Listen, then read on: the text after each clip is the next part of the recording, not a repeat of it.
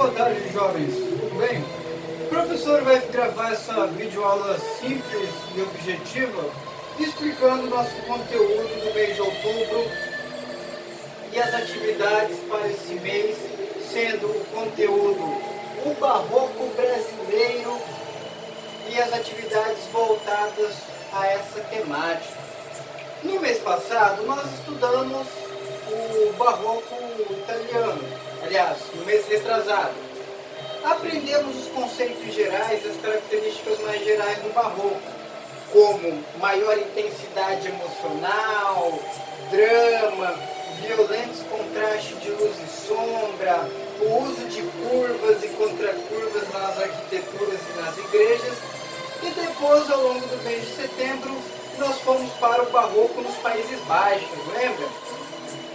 Rembrandt, Frans Hals, Johannes Vermeer, com aquele barroco mais realista, quase fotográfico, e que mostrava pessoas comuns em situações comuns. O barroco é um estilo de arte que ele atravessou fronteiras e chegou a quase toda a Europa e chegou aqui no Brasil também. E é sobre o barroco desenvolvido no Brasil e duas figuras célebres brasileiras nesse estilo que nós vamos tratar e falar nesse vídeo feito aqui para vocês, para ajudá-los nas atividades do mês de outubro, ok? Conceitos gerais e históricos sobre o barroco brasileiro, pessoal. Assim como fez grande sucesso na Europa e se espalhou lá rapidamente, o barroco chegou também no Brasil e entrou na graça aqui dos arquitetos, dos pintores e dos escultores também. Só que no Brasil, o barroco chegou um pouco mais tarde.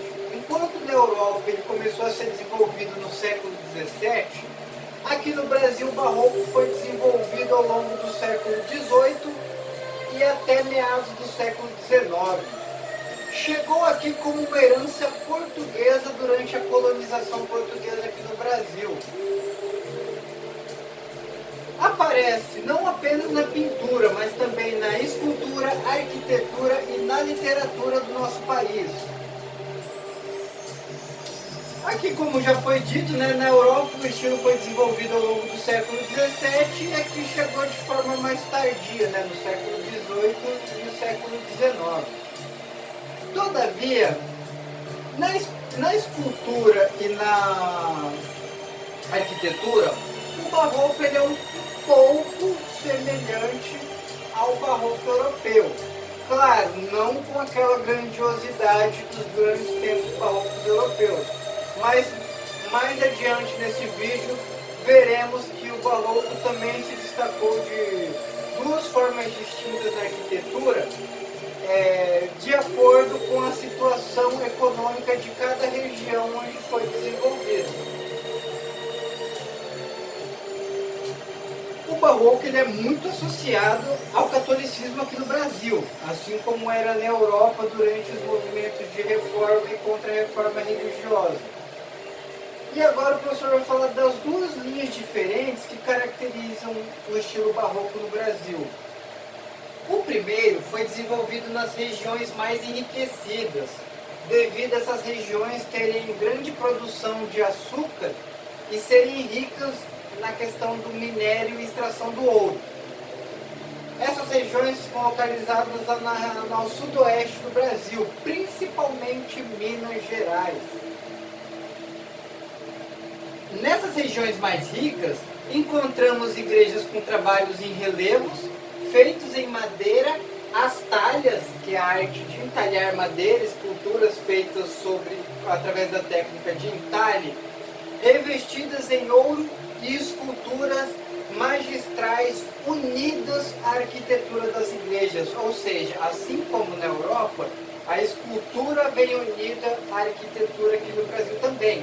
E essas esculturas vêm muitas vezes nas regiões mais ricas, como em Minas Gerais, revestidas em ouro. Já nas regiões mais modestas, que não tinha como base econômica o minério e a plantação de cana, os entalhes, as esculturas eram mais simples, mais modestas. Até porque os entalhados trabalhadores, os artistas dessas regiões, não eram tão talentosos quanto os escultores e arquitetos que foram para as regiões mais ricas desenvolver seu trabalho. Aqui um exemplo, uma igreja lá em Ouro Preto, Minas Gerais, das igrejas da região mais rica e mais ornamentada. Não dá para ver muito bem essa imagem aqui porque não está muito nítido, mas é o interior de uma igreja em Ouro Preto, onde o que? Nas paredes, nos pilares e no altar, são muitos entalhes, esculturas e relevos feitos em madeira, todos revestidos por uma camada fina de ouro, mostrando o que? A riqueza e o poderio da Igreja Católica na região sudeste do Brasil, principalmente em Minas Gerais.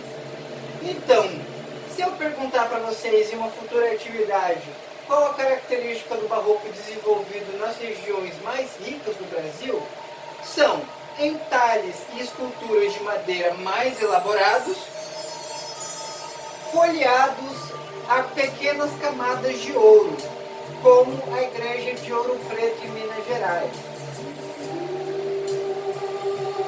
Aqui é a foto do interior da nossa paróquia de Santo Afonso. A nossa paróquia é uma união de dois estilos distintos. O exterior, um estilo mais neogótico, enquanto o interior ele tem os traços da igreja barroca. Como nossa cidade não é uma região rica em minério de ouro, nem se desenvolveu no passado através da extração e da produção de cana, é mais modesta o interior da nossa igreja em relação às igrejas barrocas de Minas Gerais. Então, interior mais modesto, sem ouro, igrejas barrocas de regiões mais pobres do Brasil. Igrejas internas muito enfeitadas, com muitas esculturas e talhas revestidas a ouro. Igrejas barrocas de regiões mais ricas do Brasil, na época, exemplo, estado de Minas Gerais. No Brasil, nós temos dois representantes do barroco principais e mais conhecidos, sendo eles, na escultura, Antônio Francisco Lisboa, o Aleijadinho, e na pintura, Manuel da Costa Ataíde, o mestre Ataíde. Antônio Francisco Lisboa recebia esse epiteto, esse apelido de Aleijadinho, pelo fato de ele ter, não sei se uma deformação ou uma deficiência em suas mãos, onde muitas vezes ele tinha que amarrar os formões e o porrete de entalhe nas suas mãos e entalhar muitas vezes sem utilizar os dedos, apenas a base do pulso e do antebraço. E como as pessoas colocam muitos apelidos pejorativos nas pessoas, né, o bullying, chamaram ele de Aleijadinho por esse fato de ele ter essa questão física em suas mãos. Aleijadinho foi um mestre da escultura barroca no Brasil. Ele é responsável por fazer no Santuário de Bom Jesus de Matozinhos, em Minas Gerais, as 12 estátuas em pedra-sabão dos 12 profetas ou 12 apóstolos de Cristo. Aqui ele fez uma estátua para cada apóstolo, feito em pedra-sabão, que é uma pedra mais fácil de se trabalhar em escultura em relação a outras rochas como basalto, granito, mármore, etc. Não só fazia esculturas em pedra-sabão, mas fazia em madeira também, como nessa escultura de Jesus Cristo que ele fez para o Santuário de São Francisco. Essa escultura de Jesus Cristo, ela é pintada, mas não foi ele que pintou. O responsável por pintar essa escultura de Aleijadinho é o nosso próximo artista, mestre Ataíde, que eu vou falar mais à frente. Algumas características das esculturas de Aleijadinho, alunos. As principais. Os olhos espaçados. Há ali um espaço entre um olho e o outro, que era uma característica bem peculiar do Antônio Francisco Lisboa em suas esculturas. O nariz reto e alongado. Se vocês acompanharem, o nariz dele é bem retinho e mais alongado em relação às proporções ideais que a gente observava no Renascimento. Lábios entreabertos, ele não fazia as esculturas com os lábios fechados, com uma pequena abertura ali. Queixo pontiagudo, queixo fino, era uma das características de suas esculturas. E o pescoço alongado em forma de V. Como assim? O pescoço começava mais fino na base e ia se alongando conforme fosse chegando próximo ao queixo da figura representada, tá bom? Essas informações estão todas nos textos de apoio que o professor enviou anexado na atividade, tá? Qualquer dúvida é só procurar no texto ou entrar em contato com o professor pelo WhatsApp ou deixar um comentário na postagem no aplicativo Google Sala de Aula. O segundo artista brasileiro barroco mais famoso e mais conhecido se destacou na pintura, sendo ele Manuel da Costa Ataíde, ou Mestre Ataíde. Desenvolveu suas pinturas principalmente no teto das igrejas barrocas de Minas Gerais. Nas composições das suas pinturas, nós podemos observar figuras celestiais, divinas santidades e anjos dispostos ao longo da beirada da pintura, deixando o céu mais livre ali no centro da pintura.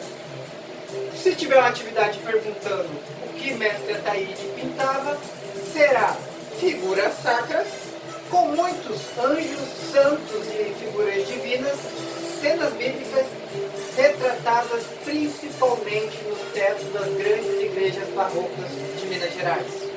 Ok? Então, na escultura, Antônio Francisco Lisboa, o Aleijadinho.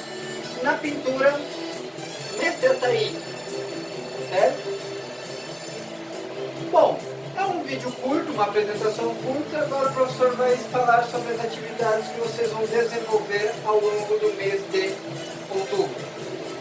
Esse mês vocês vão desenvolver uma atividade teórica, uma pesquisa biográfica. Vocês vão fazer uma breve pesquisa sobre a vida de Antônio Francisco Lisboa, o Aleijadinho, e escrever essa pesquisa no espaço destinado lá na atividade pedagógica complementar.